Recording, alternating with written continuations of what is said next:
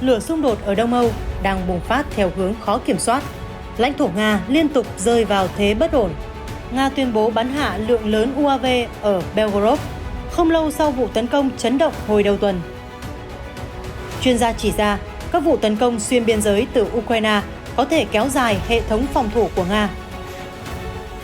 Mặt khác, vụ tấn công ở Belgorod có thể đặt ra những vấn đề khác nhau cho Nga, Ukraine và phương Tây. Cụ thể ra sao?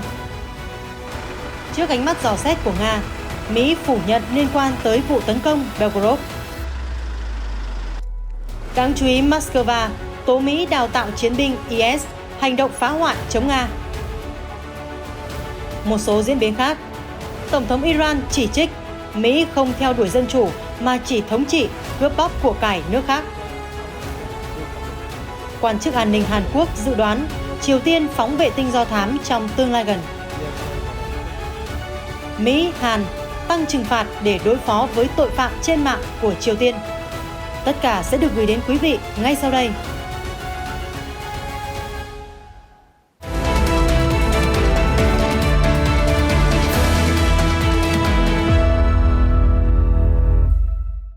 Chào mừng quý vị đến với chương trình tin quốc tế. Thưa quý vị, tình hình xung đột Đông Âu ngày một căng thẳng với những diễn biến cực kỳ khó lường. Đáng chú ý gần đây là vụ nhóm phá hoại tấn công vùng Belgorod của Nga. Moscow tuyên bố tiêu diệt hơn 70 kẻ tấn công và tàn quân của chúng đã bị đẩy lùi trở lại Ukraine sau 2 ngày giao chiến. Tuy nhiên, khói lửa chưa dừng lại ở đó. Sky News hôm 24 tháng 5 đưa tin, lực lượng xứ Bạch Dương tiếp tục phát hiện và bắn hạ lượng lớn phương tiện bay không người lái ở phía nam vùng Belgorod. Trong bài đăng trên Telegram, Thống đốc vùng Belgorod Vyacheslav Gladkov đã tuyên bố nhiều phương tiện bay không người lái đã bị đánh chặn trong đêm khi lượn lờ ở tỉnh này. Ông cho biết không ai bị thương, nhưng các tòa nhà hành chính, các khu chung cư và nhiều xe hơi ở quận Borisov đã bị hư hại. Sky News cho biết chưa thể xác minh báo cáo trên. Diễn biến xảy ra chỉ vài ngày sau khi có báo cáo về các vụ tấn công từ phía biên giới Ukraine vào vùng Belgorod. Vụ việc được đánh giá là một cuộc xâm nhập lớn nhất từ phía Ukraine vào Nga kể từ khi xung đột bùng nổ cách đây 15 tháng. Hai nhóm vũ trang theo chủ nghĩa chống điện Kremlin và có trụ sở ở nước ngoài đã chịu trách nhiệm đứng sau vụ tấn công Belgorod. Nga nói hơn 70 chiến binh đã bị tiêu diệt và tàn quân của chúng cũng bị đẩy lùi về phía lãnh thổ Ukraine sau 2 ngày giao chiến. Nga cáo buộc quân đội Ukraine đứng sau, nhưng Kiev đã phủ nhận liên quan và cho rằng vụ việc xảy ra là do các đảng phái đối lập Nga nổi dậy chống chính quyền.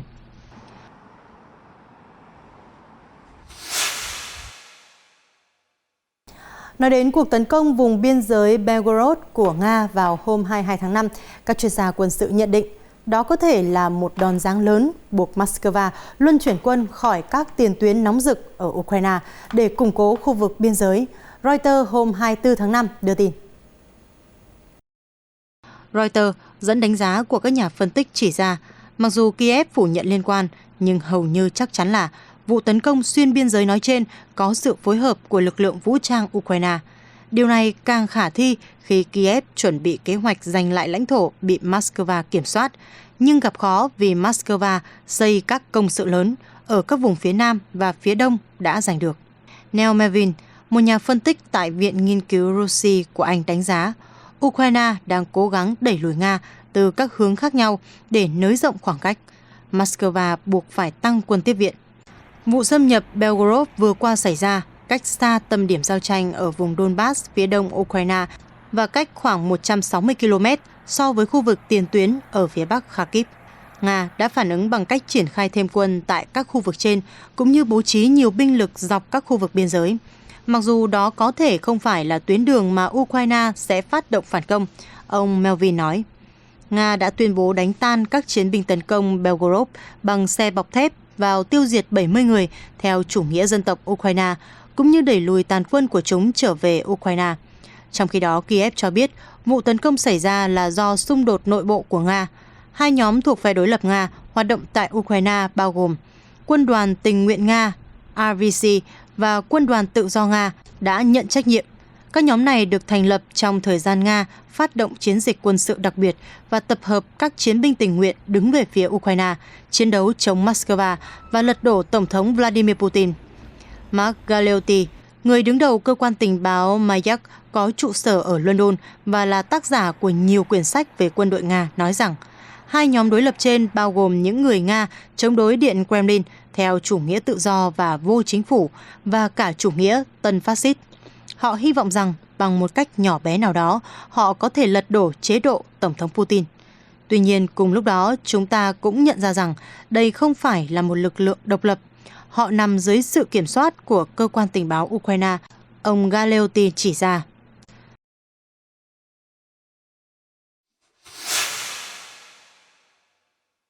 Sky News hôm 24 tháng 5 dẫn lời một sĩ quan cấp cao về hưu của quân đội Anh cho rằng vụ việc trên sẽ đặt ra những vấn đề khác nhau cho Nga, Ukraine và phương Tây. Đó là gì? Thiếu tướng Major General Rupert Jones, một sĩ quan cấp cao của quân đội Anh, chia sẻ với Sky News rằng vụ việc vùng Belgorod của Nga bị nhóm phá hoại xâm nhập là một sự xúc phạm đối với Moscow. Tuy nhiên, về quan điểm của Ukraine, có lẽ đó là một diễn biến đầy hấp dẫn. Thiếu tướng Rupert Jones nói rằng trong khi vẫn có nhiều sự nhầm lẫn khác nhau xoay quanh vụ tấn công Belgorod hồi đầu tuần này, tôi vẫn cho rằng vụ việc đặt ra những thách thức khác biệt cho Nga, Ukraine và phương Tây. Ông lưu ý, theo quan điểm của người Nga, vụ tấn công xảy ra ngay trên lãnh thổ của mình đặt ra vấn đề lớn về an ninh nội bộ. Đó là một sự xúc phạm đối với họ. Từ góc nhìn phương Tây, vị thiếu tướng cho rằng vụ việc cũng sẽ khiến các nước lo ngại về mức độ ủng hộ của Ukraine cho các cuộc tấn công đó. Ông nói khi cấp vũ khí cho Ukraine, chúng tôi đã lo ngại rằng chúng sẽ được dùng để tấn công lãnh thổ Nga và khi đó các rắc rối ngoại giao sẽ nổi lên. Ông Rupert Jones nói thêm, từ góc độ của Kiev, cuộc xâm nhập vừa qua là một điều hấp dẫn. Nó hấp dẫn vì hai điều. Một là vụ việc đã đánh lạc hướng dư luận khỏi tình hình Bakhmut. Thứ hai, chúng tôi cho rằng người Ukraine đang sẵn sàng cho một cuộc phản công lớn nên họ muốn khiến Moscow sao nhãng và không biết được cuộc tấn công sẽ nổ ra ở đâu, vị thiếu tướng phân tích.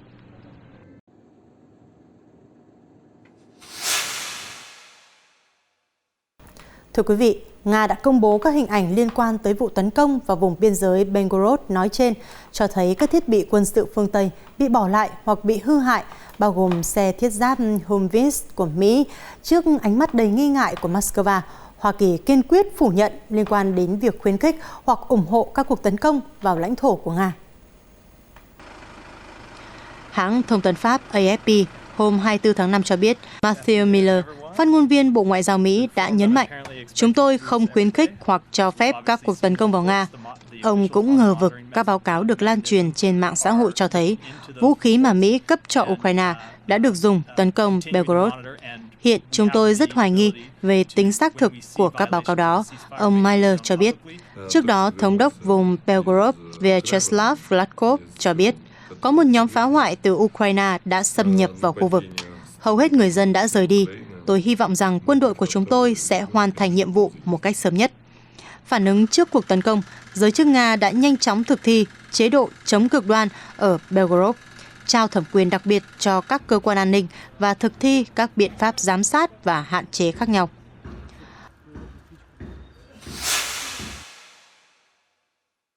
Đáng chú ý phát biểu tại một cuộc họp quốc tế giữa các đại diện an ninh cấp cao hôm 24 tháng 5, Giám đốc Cơ quan Tình báo Đối ngoại của Nga Sergei Naryshkin cáo buộc Mỹ đã sử dụng căn cứ quân sự Antan của mình tại Syria, giáp biên giới với Iraq và Jordan để đào tạo các chiến binh nhà nước Hồi giáo cực đoan thực hiện hành vi phá hoại lãnh thổ xứ Bạch Dương.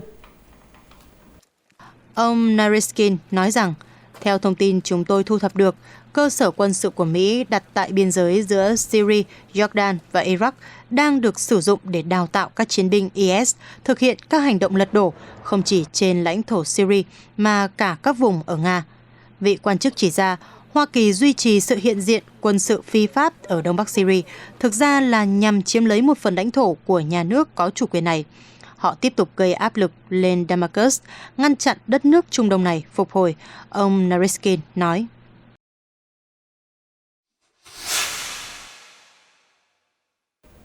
Nói về chiến sự đang diễn ra ở Ukraine, phát ngôn viên Điện Kremlin Dmitry Peskov nhấn mạnh với TASS hôm 24 tháng 5 rằng Nga ủng hộ quan điểm không nên đóng băng cuộc xung đột ở Ukraine. Moscow sẽ tiếp tục theo đuổi các mục tiêu đã đặt ra trong chiến dịch quân sự ở nước láng giềng. Khi được hỏi liệu Nga có ủng hộ ý kiến của phương Tây rằng xung đột ở Ukraine không nên bị đóng băng hay không, phát ngôn viên Điện Kremlin đáp lại rằng Nga đồng ý với điều đó. Khi được hỏi về khả năng đóng băng cuộc chiến, ông Peskov nói rằng Moscow chỉ theo đuổi cơ hội kết thúc xung đột theo hướng đảm bảo lợi ích của mình và đạt được mọi mục tiêu trong chiến dịch quân sự đặc biệt, hoặc chúng tôi có thể hoàn thành những mục đích đó bằng các biện pháp khả thi khác. Ông Peskov cũng lưu ý rằng quá sớm để nói về lộ trình hòa giải phù hợp với Nga và cũng không nêu rõ Moscow có đề xuất gì liên quan đến nỗ lực đó hay không. Vị phát ngôn viên chỉ khẳng định chiến dịch quân sự đặc biệt vẫn sẽ tiếp diễn. Trước đó, Thủ tướng Đức Olaf Scholz nói rằng các cuộc đối thoại hòa bình về tình hình ở Ukraine không nên hướng đến mục tiêu đóng băng xung đột. Nhiều lãnh đạo phương Tây khác cũng nêu rõ quan điểm tương tự. Vào ngày 22 tháng 5, Thủ tướng Anh Rishi Sunak cũng chỉ trích kế hoạch hòa bình hướng đến đóng băng cuộc xung đột ở Ukraine mà không trao trả cho Kiev lãnh thổ đã mất. Ukraine cũng đã bác bỏ sáng kiến hòa bình như vậy.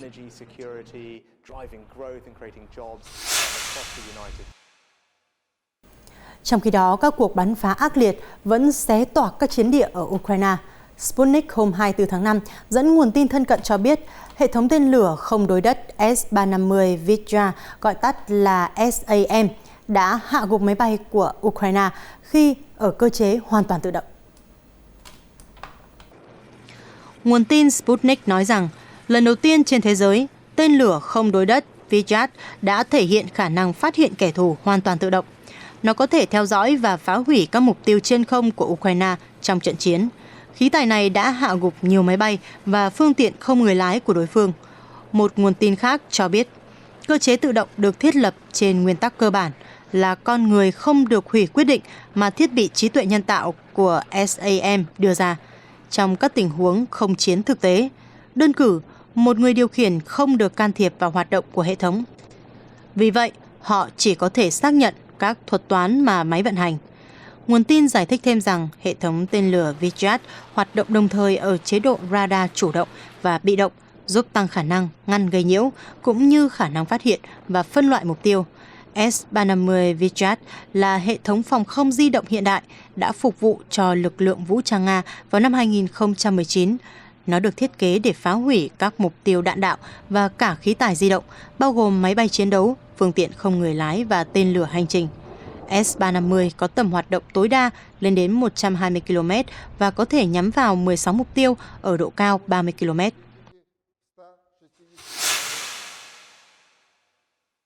Mới đây, Bộ Quốc phòng Nga cho biết máy bay chiến đấu của lực lượng không quân Hoa Kỳ đã bị các tiêm kích phản lực của Nga chặn lại ở biển Baltic. Trên Telegram, Trung tâm Kiểm soát Quốc phòng Liên bang Nga tuyên bố vào ngày 23 tháng 5 năm 2023, cơ quan kiểm soát không phận trên biển Baltic đã phát hiện 2 mục tiêu muốn tiếp cận biên giới của Liên bang Nga. Trung tâm viết tiếp, để ngăn chặn hành vi vi phạm biên giới quốc gia, một máy bay chiến đấu Su-27 của hạm đội Baltic đã được đưa lên không trung. Nga đã xác định được các mục tiêu trên không là 2 máy bay ném bom chiến lược B-1B của không quân Hoa Kỳ và tiến hành chiếm vùng giám sát trên không. Bộ Quốc phòng Nga cho hay, hoạt động này là tuân thủ nghiêm ngặt các quy tắc quốc tế về sử dụng không phận. Lầu Năm Góc cũng xác nhận rằng có một sự tương tác giữa 2 máy bay ném bom B-1B của Mỹ và các tiêm kích phản lực của Nga.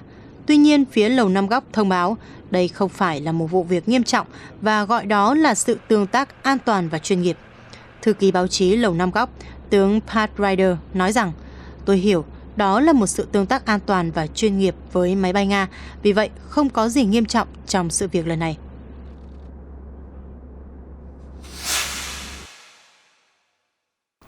Giữa lúc đang có quan hệ căng thẳng với Mỹ, nhà lãnh đạo Iran gần đây đã lên tiếng chỉ trích gay gắt siêu cường này và một số nước phương Tây.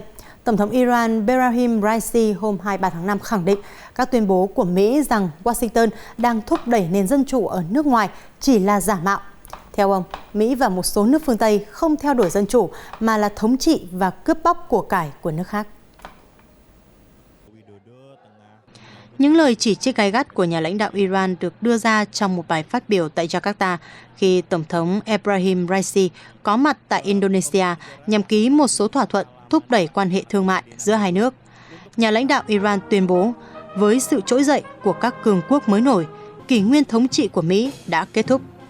Tổng thống Ebrahim Raisi chỉ ra rằng nếu các cường quốc phương Tây thực sự theo đuổi dân chủ và quyền tự quyết, họ có thể bắt đầu bằng việc đảm bảo cho người Palestine quyền lựa chọn vận mệnh của chính họ. Hãy để người Yemen và người Afghanistan lựa chọn vận mệnh của chính họ. Tại sao các ông lại can thiệp vào vấn đề của các nước này? Nhà lãnh đạo Iran nhấn mạnh.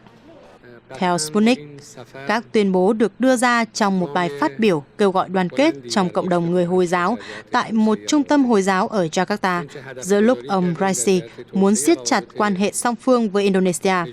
Trong cuộc gặp với Chủ tịch Hạ viện Indonesia Puan Maharani, ông Raisi cho biết, việc mở rộng quan hệ giữa các nước Cộng hòa Hồi giáo Iran và Indonesia hứa hẹn rất nhiều cho sự tiến bộ của hai quốc gia, khu vực và cộng đồng Hồi giáo.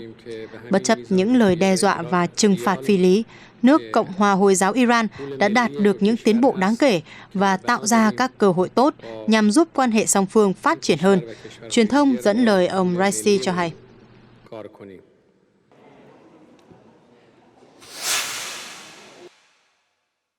Chuyển sang các diễn biến khác, thưa quý vị, trong bối cảnh xuất hiện nhiều đồn đoán về việc Triều Tiên sẽ thử nghiệm vệ tinh nhân tạo, Cố vấn An ninh Quốc gia Hàn Quốc dự đoán Bình Nhưỡng sẽ phóng vệ tinh do thám quân sự đầu tiên trong tương lai gần. Theo hãng thông tấn nhà nước Triều Tiên KCNA, vào tuần trước, lãnh đạo Kim Jong-un đã đến thăm một ủy ban để chuẩn bị cho vụ phóng vệ tinh và phê duyệt kế hoạch hành động trong tương lai. Trả lời phỏng vấn hãng thông tấn Yonhap ngày 24 tháng 5, Cố vấn An ninh Quốc gia Hàn Quốc Choi Tae-yang cho biết lãnh đạo Triều Tiên Kim Jong-un từng thông báo việc thử nghiệm vệ tinh sẽ diễn ra vào cuối tháng 4. Tuy nhiên, không hiểu vấn đề gì đã xảy ra khiến Bình Nhưỡng không theo đúng tiến trình. Ông Choi Tae-yang cũng cho biết Hàn Quốc sẽ đáp trả bằng cách thúc giục cộng đồng quốc tế thực thi nghiêm ngặt các biện pháp trừng phạt đối với Triều Tiên, đồng thời áp đặt các biện pháp trừng phạt bổ sung cùng với các quốc gia có cùng quan điểm. Ông nói, điều quan trọng là làm rõ rằng cho dù Triều Tiên phóng vệ tinh do thám hay tiến hành thử hạt nhân, Bình Nhưỡng sẽ không thể hãnh diện chứng tỏ thành tựu trước cộng đồng quốc tế hoặc đạt được bất kỳ lợi ích kinh tế thiết thực nào.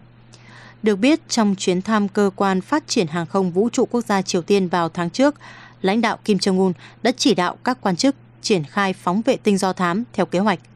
Theo phát biểu từ phía Bình Nhưỡng, đây sẽ là vệ tinh do thám đầu tiên nhằm tăng cường năng lực quân sự để chống lại các mối đe dọa từ Mỹ và Hàn Quốc.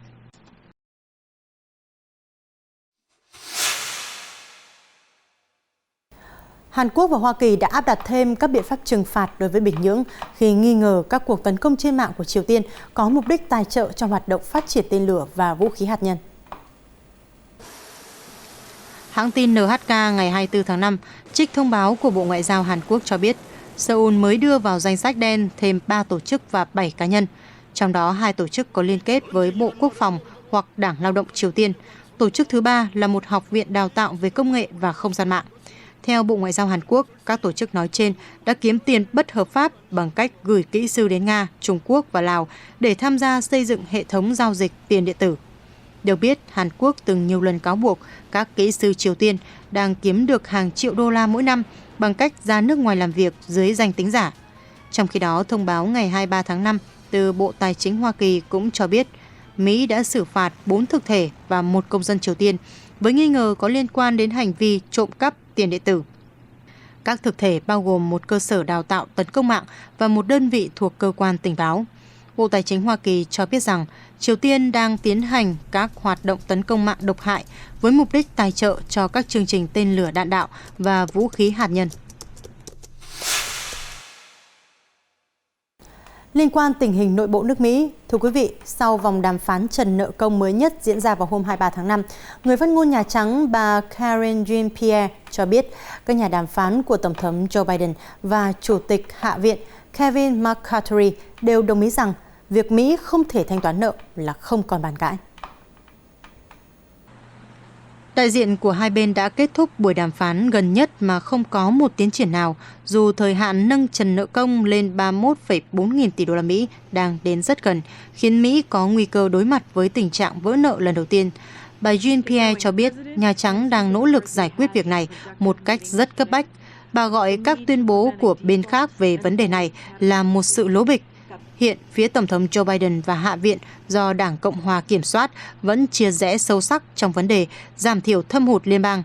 Đảng Dân Chủ cho rằng những người có thu nhập cao và các doanh nghiệp ở Mỹ nên đóng thuế nhiều hơn, trong khi Đảng Cộng hòa lại muốn giải quyết thâm hụt bằng cách cắt giảm chi tiêu.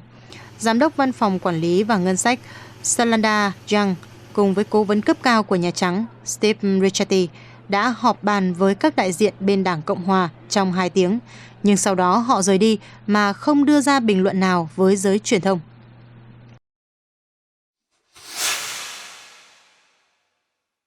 Reuters ngày 24 tháng 5 cho hay, Thủ tướng Úc Anthony Albanese đã gặp một vị lãnh đạo đồng cấp Ấn Độ Narendra Modi tại Sydney để thảo luận về các mối quan hệ kinh tế và an ninh trong khu vực, đồng thời ký một thỏa thuận di cư nhằm tạo điều kiện thuận lợi cho các doanh nhân và sinh viên Ấn Độ dễ dàng đến Úc.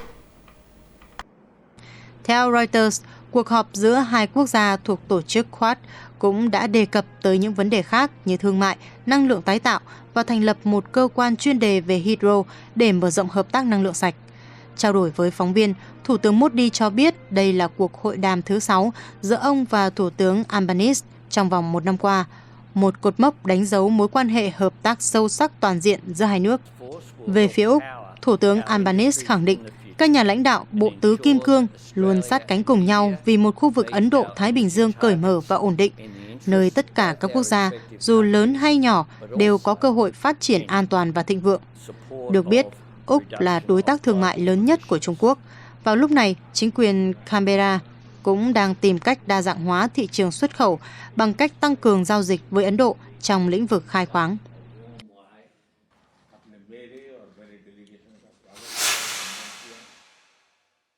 Thưa quý vị, Thủ tướng Ý Giorgia Meloni cho biết quốc gia này vừa phê duyệt gói cứu trợ khẩn cấp trị giá hơn 2 tỷ euro để giúp đỡ các khu vực bị lũ lụt ở phía bắc Emilia-Romagna. Reuters ngày 23 tháng 5 đưa tin. Cụ thể, biện pháp cứu trợ sẽ bao gồm các gói chi tiêu liên quan tới tình trạng khẩn cấp, quy định miễn thuế, miễn đóng góp xã hội cho các hộ gia đình và công ty bị ảnh hưởng. Bên cạnh đó, vé vào cửa tại các bảo tàng của Ý cũng sẽ tăng thêm 1 euro từ ngày 15 tháng 6 đến ngày 15 tháng 9. Số tiền thu được sẽ đưa vào quỹ tái tạo các vật phẩm văn hóa bị hư hại. Trước đó, Thủ tướng Giorgia Meloni đã đến thăm khu vực bị lũ lụt trong ngày 21 tháng 5, sau khi trở về sớm từ hội nghị thượng đỉnh G7 ở Nhật Bản.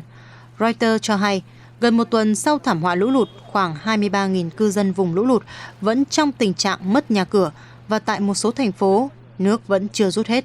Trong khi đó, hàng nghìn mẫu đất canh tác trong khu vực đã bị tàn phá.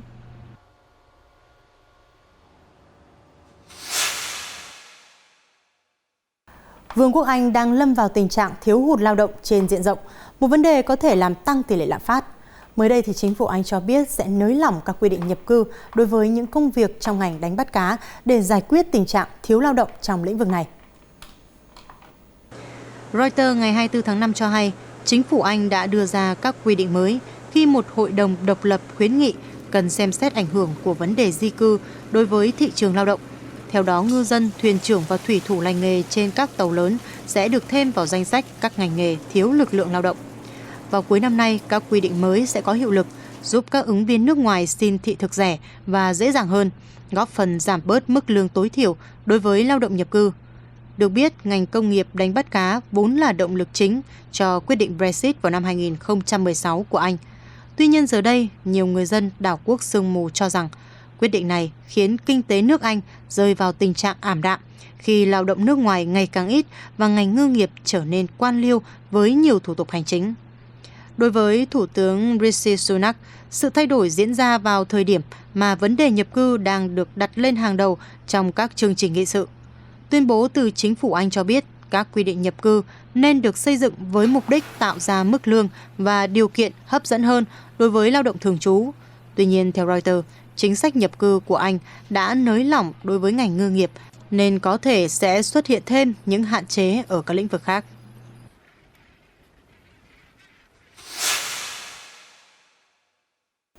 Trong bối cảnh lượng người nhập cư thuần hàng năm của Vương quốc Anh tăng lên mức kỷ lục vào năm trước, chính phủ quốc gia này thông báo sẽ loại bỏ quyền đưa các thành viên gia đình vào nhập cư của một số sinh viên quốc tế.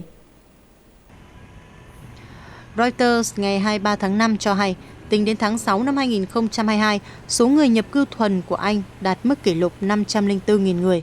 Vào tuần trước, Thủ tướng Rishi Sunak cho biết hiện đang xem xét một loạt các lựa chọn để hạn chế lượng người nhập cư và giảm tình trạng di cư hợp pháp, một phần cam kết trước khi cuộc bầu cử tại Anh diễn ra vào năm tới. Bộ Nội vụ Anh cho biết các biện pháp mới nhắm vào sinh viên sau đại học, ngoại trừ những người đang tham gia các chương trình nghiên cứu, sẽ giúp cắt giảm di cư đáng kể và ngăn mọi người sử dụng thị thực sinh viên như một con đường cửa sau để tìm việc làm ở Anh. Đây là việc công bằng cần làm để chính phủ Anh bảo vệ tốt hơn các dịch vụ công ích, đồng thời hỗ trợ nền kinh tế bằng cách cho phép những sinh viên có năng lực tiếp tục cống hiến. Bộ Nội vụ Anh thông báo thêm. Bộ Nội vụ Anh cũng cho biết các quy định mới sẽ có hiệu lực từ tháng 1 và loại bỏ khả năng các sinh viên quốc tế sẽ sớm chuyển sang lộ trình làm việc trước khi các khóa đào tạo được hoàn thành. Được biết, quy định hiện tại của Anh cho phép sinh viên sau đại học đang theo các khóa đào tạo kéo dài 9 tháng hoặc lâu hơn được đưa bạn đời và con cái đến Anh. Chính phủ cho biết số người phụ thuộc theo phương thức này đã lên tới 136.000 người vào năm trước, gấp 8 lần so với năm 2019. Theo Reuters, sinh viên đang chiếm tỷ lệ di cư lớn nhất tại Anh với 486.000 trường hợp được cấp thị thực vào năm ngoái.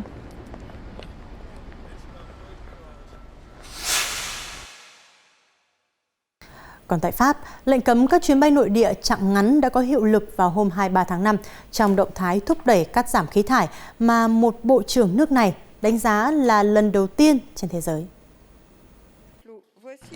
Lệnh mới vừa qua đã cấm các chuyến bay khai thác lộ trình giữa những thành phố mà hành khách có thể di chuyển bằng tàu trong thời gian chưa tới 2 tiếng rưỡi.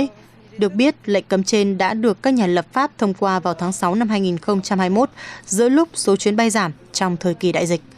Quyết định trên sẽ ảnh hưởng các chuyến bay từ thủ đô Paris đến các thành phố bao gồm Nantes, Bordeaux và Lyon. Tuy nhiên, một số nhà vận động vì môi trường vẫn cho rằng biện pháp trên chưa đủ quyết liệt.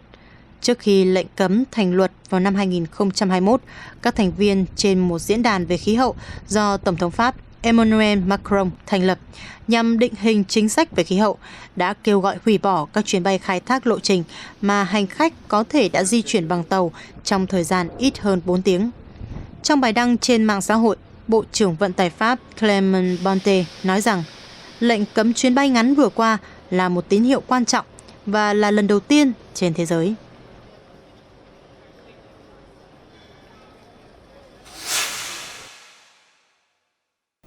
Liên quan tới Myanmar, Liên Hợp Quốc đã kêu gọi cộng đồng quốc tế khẩn trương đóng góp 333 triệu đô la Mỹ viện trợ cho quốc gia Đông Nam Á sau siêu bão Mocha, NHK hôm 24 tháng 5 đưa tin. Văn phòng điều phối các vấn đề viện trợ nhân đạo của Liên Hợp Quốc hôm 23 tháng 5 đã kêu gọi thế giới đóng góp khẩn cấp thức ăn vào nguồn cung y tế, cũng như hỗ trợ chuẩn bị nơi trú ẩn cho 1,6 triệu người Myanmar bị ảnh hưởng trong siêu bão Mocha. Được biết, trận bão lớn đã đổ bộ Myanmar vào ngày 14 tháng 5. Cuồng phong và sóng dữ đã gây thiệt hại khủng khiếp cho các khu vực phía tây đất nước. NHK cho biết chính quyền quân sự chưa công bố chi tiết thiệt hại sau thiên tai dữ dội vừa qua. Trong khi đó, chính quyền thống nhất quốc gia ủng hộ dân chủ cho biết có 455 người đã thiệt mạng. Bang phía tây nam Rakhine là nơi bị ảnh hưởng nặng nề nhất. Chương trình Lương thực Thế giới đã bắt đầu phân phối lương thực ở một số khu vực ở Rakhine. Nhưng Liên Hợp Quốc đang gặp khó khăn trong quá trình phát lương thực. Tổ chức đã kêu gọi chính quyền quân sự Myanmar tạo điều kiện để các nhân viên viện trợ tiếp cận các vùng bị ảnh hưởng. Theo NHK, vẫn chưa thể chắc chắn liệu Liên Hợp Quốc có thể gây đủ nguồn quỹ cần thiết hay không giữa lúc cộng đồng quốc tế vẫn chần chừ với việc cung cấp nguồn viện trợ cho đất nước mà chính quyền quân sự đang kiểm soát. Đồng thời phương Tây cũng đang tập trung vào cuộc khủng hoảng ở Ukraine.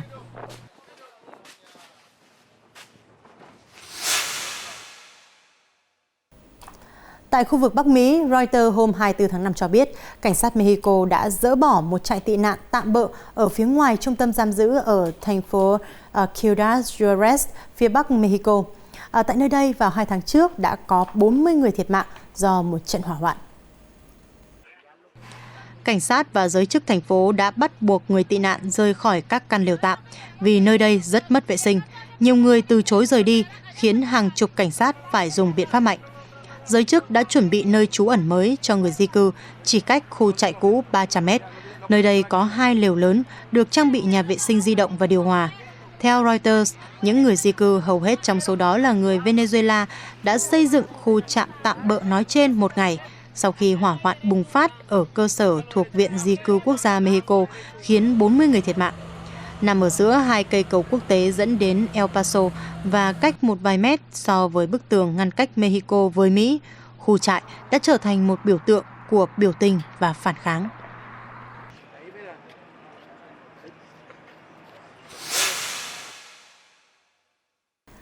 Một dịch bệnh chết chóc đã lan khắp Biển Đỏ, ảnh hưởng tới phần lớn các loài nhím biển ở vịnh Aqaba, gây nguy hiểm cho các rạn san hô độc đáo đang trên đà phục hồi trong khu vực.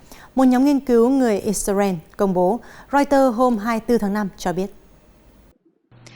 Theo một nhóm nghiên cứu tại Đại học Tel Aviv, phần lớn cá thể nhím biển đen, một loài được biết đến với vai trò giữ cho các rạn san hô khỏe mạnh, đã bị xóa sổ trong vài tháng. Phát hiện của họ đã được công bố trên 2 tạp chí được bình duyệt, trong đó chỉ ra phần lớn cá thể nhím biển đen ở nhiều nước khác trong khu vực như Jordan, Ai Cập và Ả Rập Xê Út cũng không còn. Thủ phạm có thể là một loài ký sinh trùng khiến các vật chủ tử vong rất nhanh. Có thể chúng cũng là nguyên nhân tiêu diệt nhím biển ở Caribe. Các nhà nghiên cứu cho biết đã gửi báo cáo tới cơ quan môi trường kêu gọi thực thi các bước khẩn cấp bảo vệ bờ biển rạn san hô khi loài nhím biển giảm số lượng. Nhím biển vốn đóng vai trò quan trọng trong việc duy trì sự cân bằng môi trường dưới biển và bảo vệ san hô vì chúng ăn các loại tảo thường che mất ánh sáng mặt trời và khiến các rạn san hô ngạt thở. San hô không thể cạnh tranh với tảo, vì vậy nhím biển sẽ giúp chúng rất nhiều. Hệ sinh thái biển sẽ không mấy tốt đẹp nếu không có nhím biển, nhà nghiên cứu khẳng định.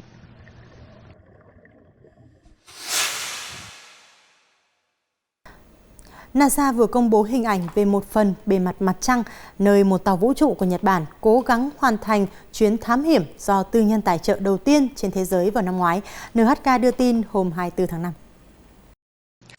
Tàu đổ bộ thực hiện sứ mệnh thám hiểm mặt trăng Hakuto 1 do công ty liên doanh iSpace phát triển đã được lên kế hoạch chạm đến mặt trăng vào sáng sớm ngày 26 tháng 4 theo giờ Nhật Bản, nhưng nó đã mất liên lạc với trung tâm kiểm soát.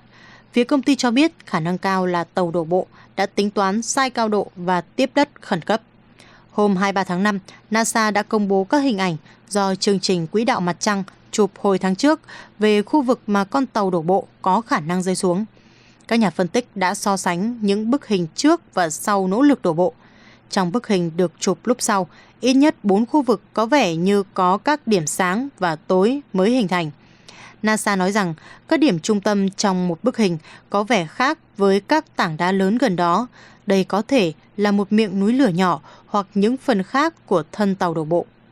Một khu vực rộng khoảng 60 đến 80 mét dường như trở nên sáng hơn các khu vực xung quanh sau cuộc đổ bộ. NASA xác nhận những vị trí trên có thể sẽ được phân tích nhiều hơn trong những tháng tới.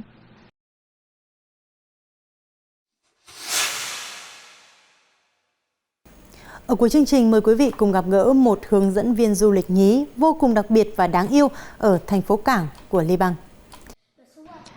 Cậu bé Abdelrahman Al-Farhan chỉ mới 10 tuổi nhưng đã được xem như một hướng dẫn viên du lịch chuyên nghiệp. Em lang thang khắp các tuyến phố của thành phố cảng Sidon, hướng dẫn các du khách nước ngoài và trong nước đến các địa điểm lịch sử và điểm tham quan. Al-Farhan đã trở thành hướng dẫn viên trẻ nhất ở Sidon vào 2 năm trước vì tình yêu lớn dành cho vẻ đẹp quê nhà. Ngoài ra, vì cha đang ốm yếu nên em cũng mong muốn kiếm một chút thu nhập cho gia đình. Mustafa Al-Saqawi, một cư dân thành phố chia sẻ, cậu bé này thực sự giúp ích cho thành phố rất nhiều. Cháu ấy dẫn mọi du khách tham quan, kể cả khách nước ngoài như người Pháp, người Đức. Farhan đã hướng dẫn các du khách đến các điểm đến hấp dẫn trong thành phố và công trình lịch sử. Marcia, một du khách chia sẻ, hôm nay chúng tôi đã đến Sweden và gặp cậu bé dễ thương này. Em đã dắt chúng tôi đến những nơi tuyệt đẹp của thành phố đáng yêu. Tôi cảm nhận được niềm yêu thích thực sự của em với công việc này. Alexandra, một du khách khác, bày tỏ, tôi rất hạnh phúc khi được khám phá Sweden và thật vui khi gặp được bạn nhỏ hướng dẫn chúng tôi tới các trang viên và khám phá tất cả các bức họa tại đó. Em ấy mong muốn trở thành một hướng dẫn viên chuyên nghiệp và tạo dựng sự nghiệp từ sở thích của mình. Tin tức vừa rồi cũng đã kết thúc bản tin ngày hôm nay. Cảm ơn quý vị đã quan tâm theo dõi. Xin kính chào và hẹn gặp lại trong những chương trình lần sau.